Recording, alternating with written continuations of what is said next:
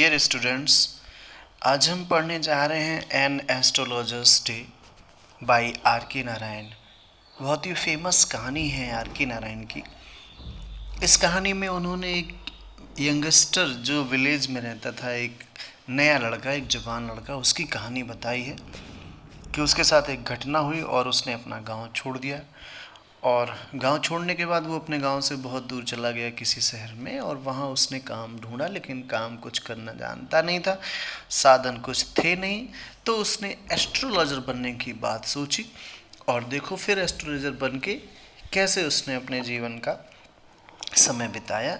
पढ़ते हैं an astrologer's day. Punctually at midday. Punctually का मतलब टाइम से, नियमित रूप से। एट मिड डे मीन्स दोपहर के समय। ही ओपनड हिज बैग, वो अपने बैग को खोलता था, and spread out his professional equipment, और अपने प्रोफेशनल मीन्स व्यवसाय से संबंधी यानी ट्रेड से संबंधी। इक्विपमेंट्स का मतलब जो उसके टूल्स होते थे, एपरेटस होते थे, अपने प्रोफेशनल टूल्स होते थे, वो खोलता था, अपने व्यवसाय से संबंधी चीज़ों को निकालता था। विच कंसिस्टेड ऑफ ए डजन कौड़ी सेल्स, जिसमें सम्मिलित होती थी 1 दर्जन कौड़ियाँ। उसे अपने व्यवसाय को चलाने के लिए जो सामान चाहिए था, उनमें 1 डजन कौड़ी सेल्स, 1 दर्जन कौड़ियाँ होती थी। कौड़ियाँ आप जानते हो शायद, छोटी छोटी समुद्र में पाई जाने वाली सेल्स होती हैं। ए स्क्वायर ऑफ क्लॉथ, एक वर्गाकार कपड़ा होता था। With obscure mistake charts on it, जिसमें ऑब्सक्योर मीन्स अस्पष्ट, बहुत ही वॉग। मिस्टिक चार्ट्स होते थे, नहीं सीक्रेट चार्ट बने होते थे उस कपड़े पे। ए नोटबुक, एक रजिस्टर रखता था लिखने के लिए। And a bundle of palmyra writing, और एक बंडल पत्ते रखता था ऑफ पालमिरिया राइटिंग का मतलब खजूर के या भोज के पत्तों का लिखने के लिए। His forehead was resplendent with sacred ash, उसका फोरहेड यानी उसका मस्तक जो था, माथा, वाज रेस्प्लेंडेंट का मतलब दीप्त होता रहता था, उसमें एक ग्लो, चमकता ग्लो रहता था, हमेशा एक चमक रहती थी। विद सैक्रिड एस का मतलब पवित्र, भस्म से, भस्म की। एंड वर्मिलियन, और सिंदूर की। रेड लेड होता है वर्मिलियन, सिंदूर। तो उसके मस्तक पे हमेशा एक ग्लो रहता था, और वो ग्लो किसका था? सैक्रिड एस यानी हॉली एस का, यानी पवित्र भस्म लगाता था, और वो सिंदूर अपने माथे पे लगाता था। एंड हिज आइज स्पार्किल्ड, और उसकी आँखें ग्लिस्टन करती थी। स्पार्कल का मतलब चमकती रहती थी। विद इज शार्प, एक तीव्र, इंटेंस, एबनॉर्मल ग्लीम। एबनॉर्मल का मतलब तेज, और ग्लीम का मतलब शाइनिंग, असामान्य तेज शाइनिंग उसकी आँखों में रहती थी। Which was really an outcome, जो हकीकत में रिजल्ट होती थी किसका? Of A continual searching look. Continual का मतलब लगातार, सर्चिंग लुक का मतलब खोजती हुई साइट, जो उसकी नज़र थी फॉर कस्टमर्स, उसकी जो लगातार कस्टमर्स को खोजती निगाह थी, जो आंखें थी, उसकी वजह से उसकी आंखों में हमेशा एक चमक रहती थी, एक ग्लीम रहती थी, कंटिन्यूअल सर्चिंग करता था वो, तो चमकती रहती थी उसकी आंखें। But which his simple clients, लेकिन उसकी इसी चमक को हिज सिंपल क्लाइंट्स, उसके जो बेचारे सीधे साधे क्लाइंट्स थे, यानी जो सीधे साधे कस्टमर्स थे उसके, वो took to be a prophetic light, और इसी उसकी तेज नज़र को, चमकदार नज़र को, वो बेचारे क्या सोचते थे कि ये एक प्रॉफिटिक लाइट है, कि ये एक दैवी, डिवाइन फोरकास्टिंग लाइट है, कि ये एक बड़ा ही योग्य और बड़ा विचित्र और असामान्य है ये एस्ट्रोलॉजर। एंड फेल्ट कंफर्टेड, और वो उसके सामने जाके जो कस्टमर्स थे वो बड़ा सुकून महसूस करते थे कि बाबा बड़े पहुँचे हुए हैं।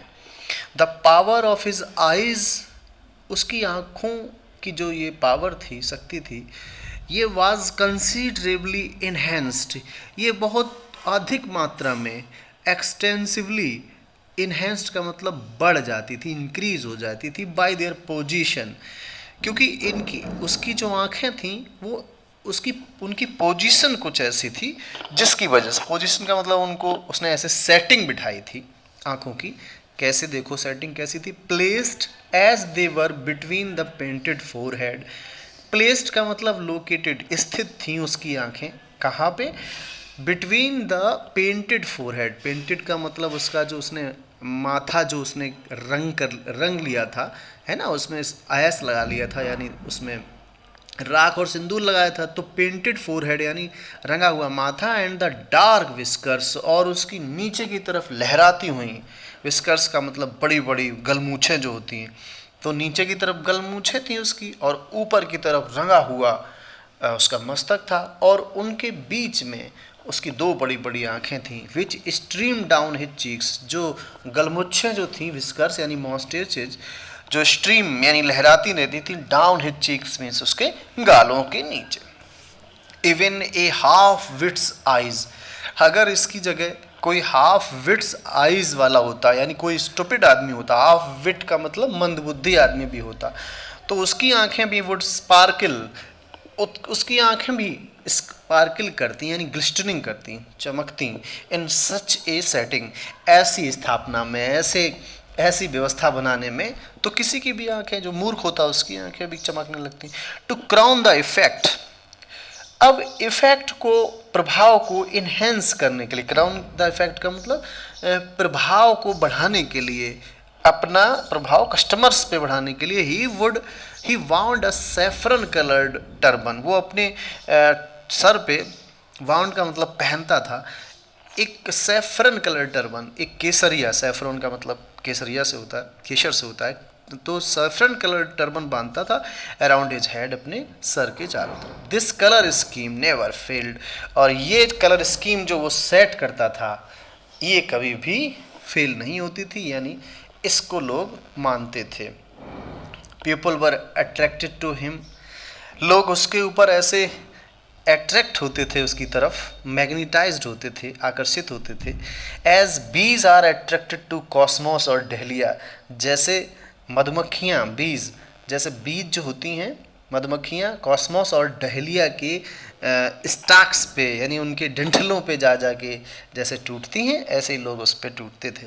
ही sat under the boughs of a spreading tamarind tree, वो बैठता था under the boughs means branches यानी शाखाओं के नीचे, ऑफ ए स्प्रेडिंग यानी बहुत विशाल फैले हुए चारों तरफ, टैमरिंड ट्री का मतलब, टैमरिंड ट्री का मतलब इमली के पेड़ के नीचे, विच फ्लैंक्ड, जो इमली का पेड़ किनारे पे था, ए फत मीन्स रास्ते के, गली के, running through the town hall park, जो सड़क ऐसी थी, running through the town hall park, जो टाउन हॉल पार्क से आती थी, उसकी तरफ जाती थी, उस मतलब वो रास्ता टाउन हॉल पार्क जाने का था, जो शहर का सबसे फेमस पार्क था, वहीं एक टैमरिंड ट्री के नीचे वो बैठता था। It was A remarkable place, ये जगह बहुत ही असामान्य थी, रिमार्केबल थी, इन मैनी वेज, अनेक कारणों की वजह से। अ सर्जिंग क्राउड, पहली चीज़ तो ये थी कि यहाँ एक सर्जिंग क्राउड, हिलोर मारती हुई भीड़, was always moving up and down, हमेशा हिलोर मारती हुई भीड़, मूविंग अप एंड डाउन यानी कुछ लोग पार्क में जा रहे होते थे और कुछ लोग आ रहे होते, तो ऐसे होता रहता था। दिस नैरो रोड, इस नैरो रोड पे हमेशा हिलोरे मारती हुई भीड़ आती जाती रहती थी, मॉर्निंग टिल नाइट, सुबह से लेके शाम तक। अच्छा, a variety of trades and occupations, और अनेक किस्म के, अनेक प्रकार के, ट्रेड्स का मतलब बिजनेस, एंड ऑक्यूपेशन का मतलब वही व्यापार धंधा, ट्रेड करने वाले, तो अनेक किस्म के बिजनेस, व्यापार करने वाले और धंधा करने वाले लोग, was represented all along its way, वो वहाँ रिप्रेजेंटेड होते थे, यानी वो वहाँ अपनी दुकानें सजा लेते थे। ऑल अलोंग इट्स वे का मतलब गली के पूरे, इधर भी और उधर भी, जैसे मेडिसिन सेलर्स, जैसे दवा की दुकान है ना, वही कि ये ले लो कान की दवाई और आँख में डालो, अंजन लगा लो, और उस तरह की दवाइयाँ बेचते थे। सेलर्स ऑफ स्टोलन हार्डवेयर, या चोरी के सामान का जो टूल्स और मशीनरी होती है, हार्डवेयर, वो बेचने वाले, एंड जंक है ना, और जंक यानी साल्वेज बेचने वाले, यानी कबाड़ बेचने वाले, मैजिशियन जादू दिखाने वाले, and above all an auctioneer of cheap cloths, और इन सबसे ऊपर सबसे ज़्यादा प्रभावशाली, an auctioneer of cheap cloth, एक सेलर था। ऑक्शनियर का मतलब नीलाम करने वाला वैसे होता है, यहाँ सेलर से ही मतलब है उसका। और चीप क्लॉथ का मतलब सस्ते कपड़े बेचने वाला। आपने देखा होगा टेलिया लिया पे रख के और लोग दुकान लगा लेते हैं, उस तरह का शर्ट बेचने वाला, पैंट बेचने वाला एक auctioneer of cheap clothes who created enough din, जो ऐसा था, उसका स्वभाव ऐसा था कि वो क्रिएटेड इनफ डेन, कि वो पर्याप्त शोरगुल करता था, यानी चिल्लाता था अपने सामान के बारे में। Enough din all day to attract the whole town, attract करने के लिए, लुभाने के लिए, अपनी तरफ खींचने के लिए। होल टाउन में इस पूरे शहर भर को। नेक्स्ट टू हिम, अच्छा इस कपड़े वाले के अलावा इसकी तुलना में next to him in vociferousness came a vendor of fried groundnut. Next to him in vociferousness, vociferousness का मतलब होता है नॉइज करने में, हंगामा काटने में, शोर मचाने में। नेक्स्ट टू हिम मीन्स इस शर्ट वाले से ठीक दूसरा जो था इसका प्रतिद्वंदी, वो एक वेंडर था फ्राइड ग्राउंडनट का, यानी जो भुनी हुई मूंगफलियां बेचता था। वो लड़का कैसा था, वो बहुत हंगामा काटता था। वो gave his ware a fancy name each day, जो अपने वेयर को यानी अपनी मूंगफलियों को हर दिन एक नया नाम देता था।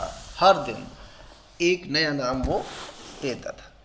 कभी क्या कहता था, बॉम्बे आइसक्रीम, कभी इसको कहने लगता था ओ ले लो बॉम्बे आइसक्रीम आ गई one day. And on the next day Delhi almond, और दूसरे दिन चिल्लाता था दिल्ली के बादाम आ गए ले लो। And on the third day, और तीसरे दिन राजास डेलीगेसी, राजाओं की पसंद, राजाओं की स्वीटनेस, राजाओं की नज़ाकत, ऐसे नाम देता था। And so on and so fourth, और इस तरह से ही वो जारी रखता था, इसी तरह के नाम देना। And people flock to him, और लोग उमड़ घुमड़ के उसके पास बड़े बड़े ग्रुप में इकट्ठा होते थे देखने के लिए कि मूंगफली बेच रहा है, कुछ और बेच रहा है।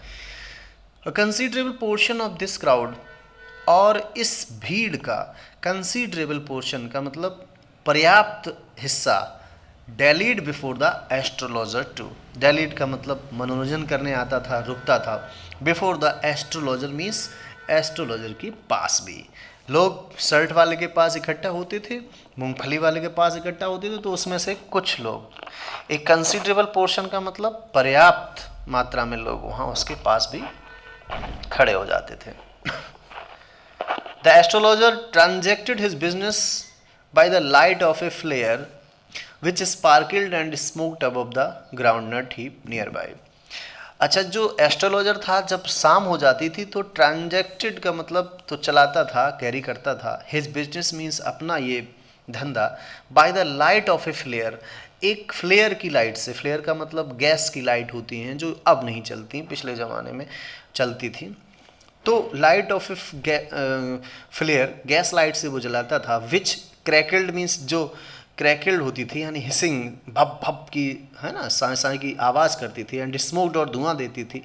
Above the groundnut heap, groundnut heap मूंगफली के ढेर के पास में, वहीं जो लाइट जलती थी और जल के वो आवाज़ करती थी, उसके पास ही, उसी के द्वारा वो रात में अपना बिजनेस चलाता था। Half the enchantment of the place was due to the fact, half the enchantment, इस स्थान का आधा इंचेंटमेंट का मतलब आकर्षण, जादुई जो प्रभाव था, वो इस वजह से था, ड्यू टू द फैक्ट, इस कारण से था, that it did not have the benefit of municipal lightning, क्योंकि यहाँ इस जगह पे, इस रोड पे म्यूनिसिपल यानी पब्लिक लाइटनिंग नहीं थी, यानी सरकारी कोई रोशनी नहीं, व्यवस्था नहीं थी, लाइटें नहीं लगी थी टाउन एरिया की।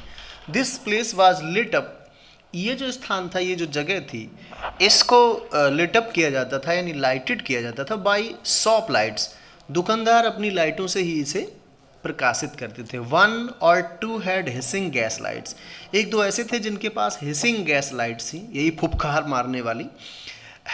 सम had naked flares stuck on poles, और कुछ के पास नेकेड फ्लेयर्स थी, ऐसी फ्लेयर, ऐसी लाइटें थी जो गैस लाइटें थी, लेकिन उनके चारों तरफ ग्लास का कवर नहीं होता था। स्टक ऑन पोल्स, जिसको वो अपने पोल्स पे यानी किसी लट्ठे पे, किसी डंडे पे वो लटका लेते थे। Some were lit up by old cycle lamps, और कुछ पुराने ज़माने की ओल्ड साइकिल लैम्प्स जो होती थी उनसे अपना प्रकाशित करते थे दुकानों को। एंड 1 और 2 और एक दो ऐसे थे लाइक द एस्ट्रोलॉजर्स, जैसे ये हमारे एस्ट्रोलॉजर थे, है ना, भविष्य वक्ता। ये क्या करते थे, managed without lights of their own, ये अपनी बिना अपनी खुद की लाइटों के ही काम चला लेते थे। ये जो स्थान था, it was a bewildering criss cross of light rays, ये एक विचित्र जगह बन जाती थी क्योंकि ये बिविल्डरिंग क्रिस क्रॉस था, यानी बहुत अधिक confusing.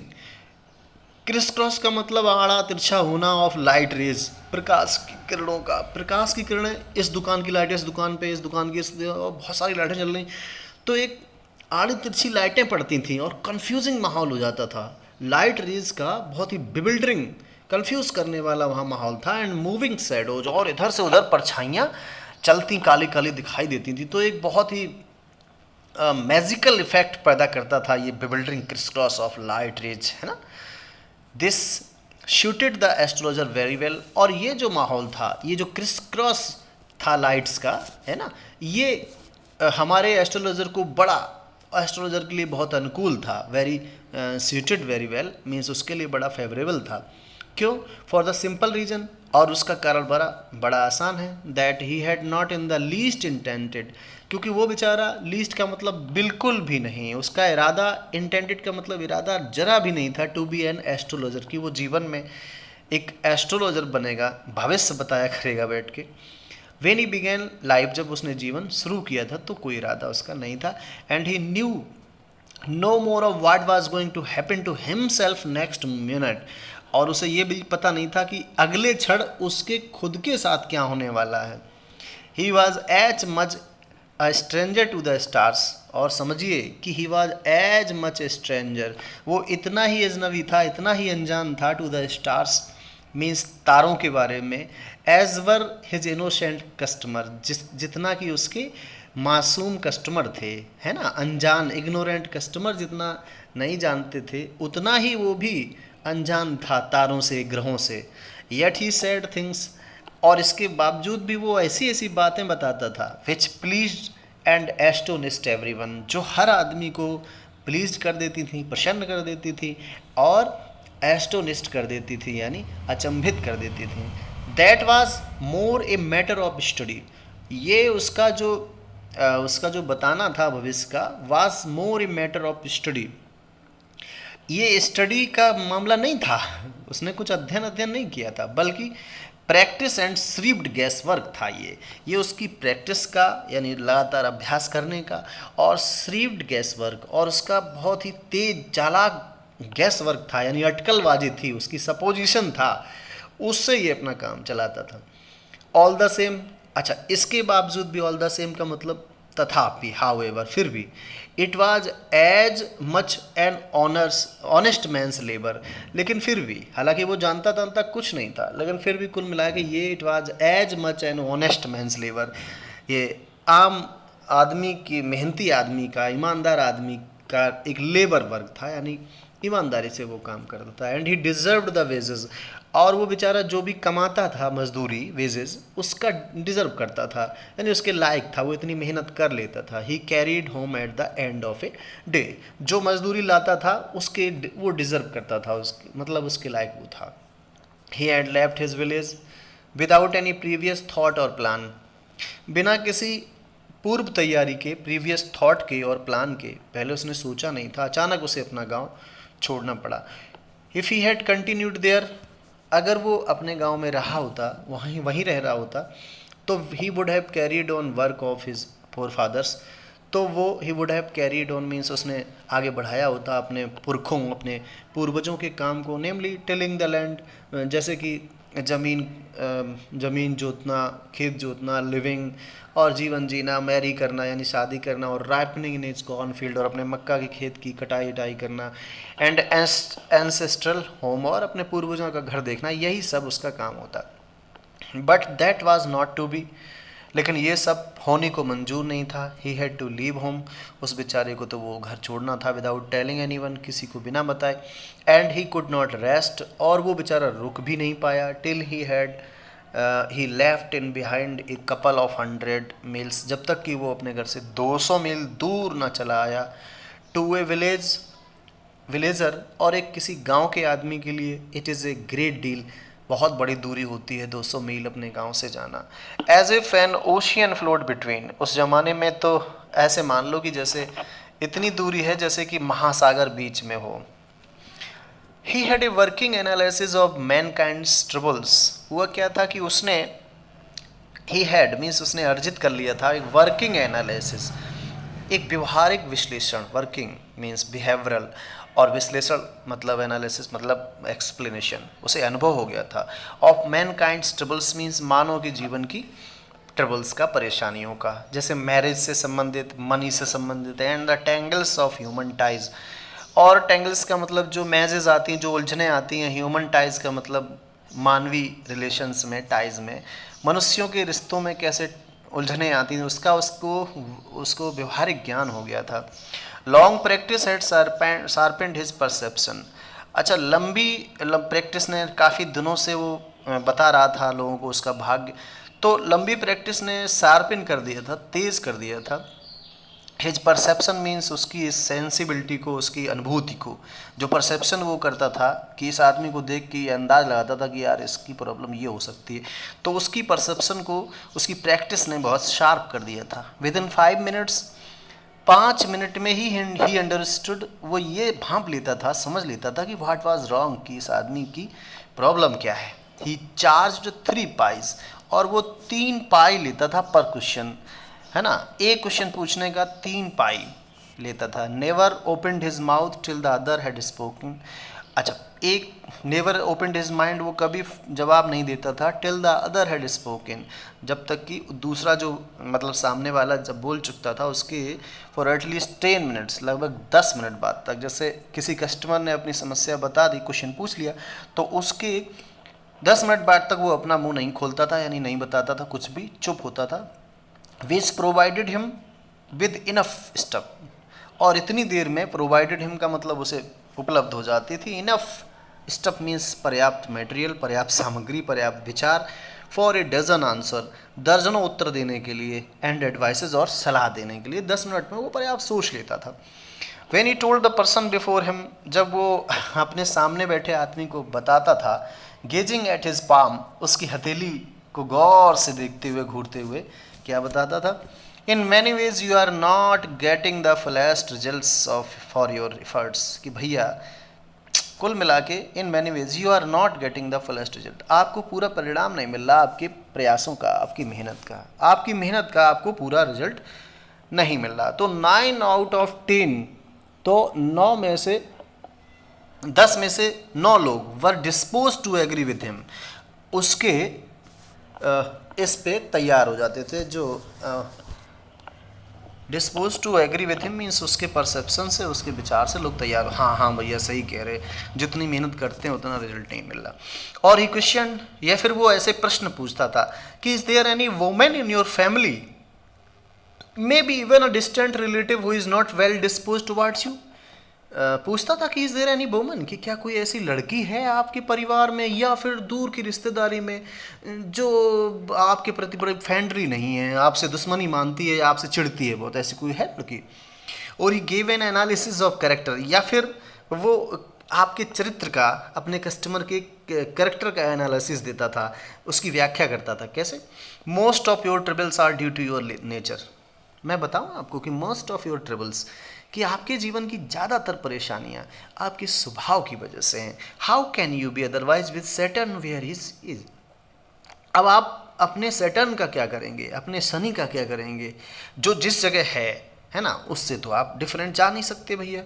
You have an इम्पीटियस nature, आपका स्वभाव बड़ा एडवेंचरस है, एंड ए रफ एक्सटीरियर, और आप बिल्कुल खुले ओपन स्वभाव के आदमी हैं, आपका चरित्र एकदम खुला हुआ है, जो भी है आप खुले हैं, अंदर से कोई गंदी बात नहीं। This endeared him to their hearts immediately, और ऐसा जैसे ही उसने कहा तो ये इंडियर्ड कर देता था, ये स्टेटमेंट उसे प्री बना देता था। देयर हार्ट्स मीन्स उन कस्टमर्स के हृदय के करीब ला देता था इमीडिएटली, यानी वो बहुत भावुकता से कस्टमर उसके साथ तुरंत जुड़ जाते थे। For even the mildest of us, क्योंकि हम में से कितना भी मिल्डेस्ट हो, कितना भी सॉफ्ट स्वभाव का आदमी हो, लव्स टू थिंक, वो ये सुनने में पसंद करता है that he had A forbidding exterior, कि उस आदमी का बड़ा साहसिक और बड़ा अनवेलकमिंग एक्सटीरियर है, यानी उसका खुला स्वभाव है, वो एडवेंचरस है। ऐसा सुनना हर आदमी को पसंद होता है, चाहे आदमी कितना भी सौम्य स्वभाव का हो, सॉफ्ट हो, जेंटल हो।